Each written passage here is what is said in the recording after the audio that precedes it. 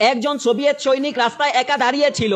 সে সিদ্ধান্ত নিয়েছিল যে সে সামনে এগিয়ে আসা জার্মান সেনাবাহিনীকে যে কোনো মূল্যে থামিয়ে দিবে। যখন সে জার্মান সেনাবাহিনীদের পিছনে সরে যাওয়ার আদেশ দেয়, তখন জার্মান সৈন্যরা জোরে হেসে উঠে। উপহাসের শিকার হওয়ার পর সেই সোভিয়েত সৈনিক 1 ইঞ্চিও সরে না। যখন জার্মান কমান্ডার তাকে গুলি করতে যাচ্ছিল, তখন তার চোখ পড়ে সেই সোভিয়েত সৈনিকের বুকে লাগানো প্রথম বিশ্বযুদ্ধের 3টি স্টার মেডেলে। এটি কোনো কৌতুক ছিল না। এবার তারা তাকে গুরুত্ব সহকারে নিতে শুরু করে। তারা সতর্ক হয়ে যায় এবং তার রাইফেল পরীক্ষা করে, কিন্তু রাইফেলে কোনো গুলি ছিল না এবং আশেপাশের সবকিছু পরিষ্কার দেখা যাচ্ছিল। তবুও কমান্ডারের সন্দেহ থেকে যায়। সে পুরো ঘটনাটি জেনারেলকে জানায়। একা একজন সোভিয়েত সৈনিক পুরো সেনাবাহিনীর রাস্তা আটকে দিয়েছে শুনে জেনারেল হতবাক হয়ে যায়। প্রথম বিশ্বযুদ্ধের এক বীর সৈনিকের প্রতি সম্মান দেখিয়ে জেনারেল তাকে বোঝানোর চেষ্টা করে। জেনারেল বলে, সামনে থেকে আসা সোভিয়েত বাহিনী ক্লান্ত হয়ে পড়েছে। তোমার এখানে দাঁড়িয়ে থাকা তেমন কিছু পরিবর্তন করবে না। সোভিয়েত সৈনিক কিছুক্ষণ চিন্তায় ডুবে যায়। সে আকাশের দিকে তাকায়। তারপর সে তার পা ল্যান্ডমাইন থেকে সরিয়ে নেয়।